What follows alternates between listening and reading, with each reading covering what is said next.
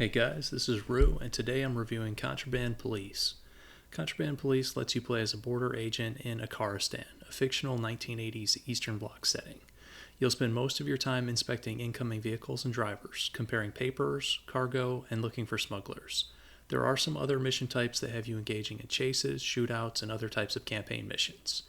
The game crosses several different genres. While technically a first-person shooter and open-world game, the vehicle and driver inspection component, which is really the focus of the game and the best part, is closer to something like a hybrid puzzle simulation title. Contraband Police was developed by small Polish developer Crazy Rock Studios and released in March of 2023. Currently, it's only available for PC, although an Android version is under development. Let's get into gameplay. The bulk of the game takes place at a border checkpoint, which serves as your base of operations. The task of checking travelers and vehicles starts quite simply. Just check name, photo, and expiration dates across a couple documents. However, as you advance, the game throws progressively more things at you to examine. Work visas, cargo manifests, vehicle registration, passport watermarks, stamps, and so on. The game does a great job of striking a balance between deep enough to be interesting without getting so complicated as to be unmanageable or overwhelming. There's a helpful checklist and in-game handbook that you can reference. As you get more used to the game systems and in-game world, you won't need to check these as often.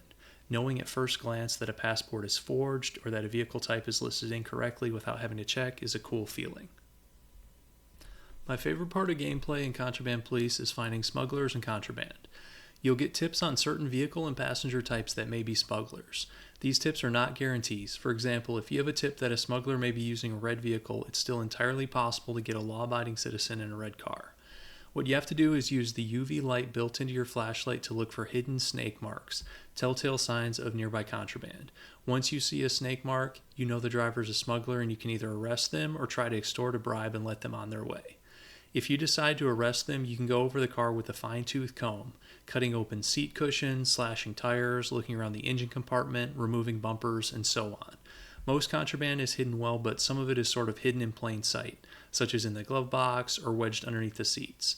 My favorite hiding place has to be the fake livestock that looks okay at a distance but becomes obvious up close. It can be quite difficult to get all the contraband and a perfect rating on these. There have been times that I thought I turned the vehicle upside down, only to find that I missed multiple spots. You use a few different tool types to look for smuggled goods. A knife for upholstery, a crowbar for prying open containers, and so on.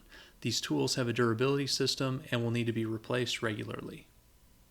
As you play, you'll earn money for each traveler and vehicle handled correctly. You'll get more money for accurate and complete documentation, and you'll earn less for missed or incomplete ones. You can lose money as well. You get fined for allowing people in or turning them away incorrectly.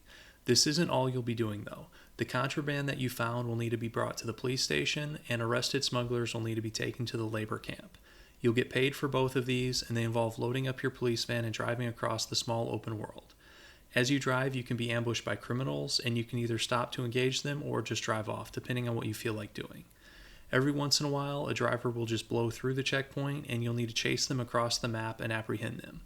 These chases are a little underwhelming. Between the clunky driving and collision mechanics, we're not exactly talking about Need for Speed Most Wanted pursuits. You can spend the money that you've earned upgrading your checkpoint in several ways. Hiring more guards, your base will get attacked from time to time, so having more guards can help with defending it, upgrading guard weapons and armor, and expanding buildings. There's also a perception ability that recharges overnight that lets you cross-check certain information, which can be handy sometimes. If you get tired of driving around dropping off prisoners and contraband, you can spend money to have a police truck come to you instead. You can also pay the owner of the tool store to bring his shop to you by van. Once you've discovered a location, you're able to fast travel to it on the map. The game has a campaign mode, which, in addition to managing the checkpoint, throws some story missions at you over time. There's a little bit of variety here, such as tailing a suspected revolutionary or solving a murder mystery, but for the most part these usually boil down to take out the enemies. The story lets you choose the path of either staying loyal to the government or siding with the revolutionary Blood Fist group. For my playthrough, I stayed loyal to the government. The story was just okay for me. As we'll get to in a minute, the story missions actually take you away from the best part of the game, the checkpoint puzzle gameplay, and towards the weaker parts, shooting, driving, and so on. The tailing mission in particular was really bad. This game is just not set up to handle a stealth follow system, but fortunately you only have to do that once. Let's move on to interface, graphics, and audio.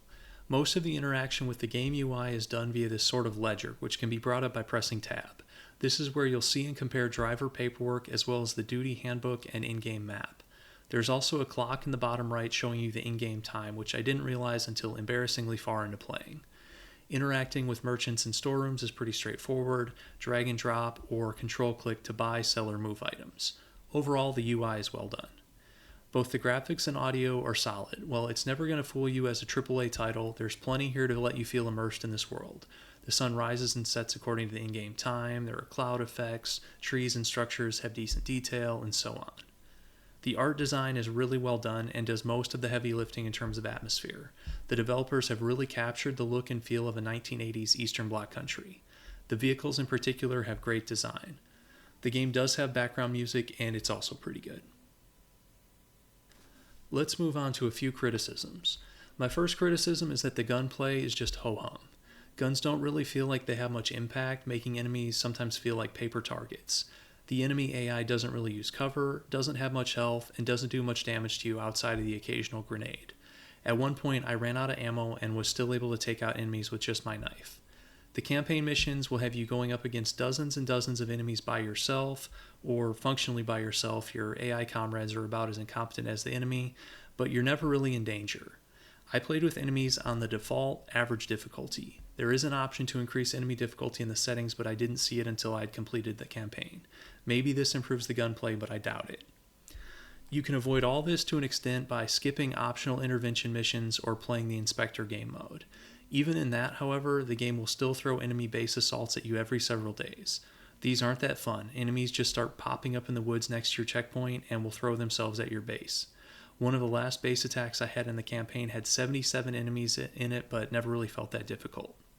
The only time I lost one of these was when all my AI comrades were taken out, even though I was still alive. To their credit, the developers do allow you to disable base attacks in the options, and I recommend doing that unless you enjoy these for some reason. The developers also made the strange decision of tying player health to the quality of your sleeping quarters, which doesn't make much sense. When you upgrade your fellow guards, they get visible flak jackets and helmets. It would have made so much more sense for the player character to have the same kind of upgrade path. The player's semi-invincibility feels a bit jarring since the rest of the game takes itself so seriously. When you're working the checkpoint, you feel like a little cog in a big machine, but when the shooting starts, you turn into the Romanian Robocop. It's just kind of weird. Related to the shooting, the game comes with a slow-motion kill cam effect. Think Sniper Elite, but nowhere near as cool. The issue is that with certain weapons, like the sniper rifle, the kill cam activates on almost every shot. Fortunately, you can disable this in settings, but I don't really get why it was added to the game in the first place. Next up is driving in the open world in general. Like the gunplay, neither of these is bad per se, but they aren't really good either. The driving feels clunky and vehicles don't really have a sense of weight.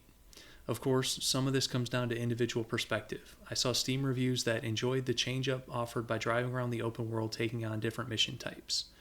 My last criticism is a pretty small one. It'd be cool to see a more in-depth weather system. Rain, snow, and so on. The game has overcast days, but I never saw any actual rain. Let's move on to the state of the game.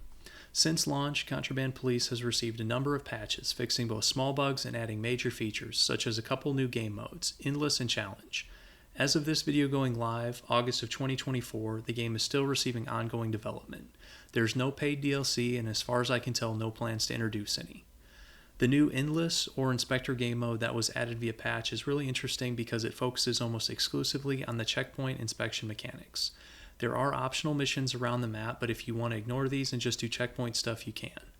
The base development options have been massively increased from the campaign. In this mode, you start with just dirt roads and shacks, but you're able to upgrade many more components than in the campaign, and each component to a higher level. This game mode works really well, and I'm actually having more fun with it than the campaign. The challenge mode has some kind of competitive leaderboard, and I haven't tried it, but it doesn't really seem up my alley for this type of game. So, let's wrap all this up. At the core of Contraband Police is a fun, find the flaw kind of puzzle minigame.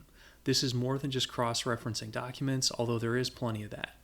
You also have to keep in mind changing daily orders and the possibility that the driver is actually a smuggler. If they are a smuggler, then the minigame changes.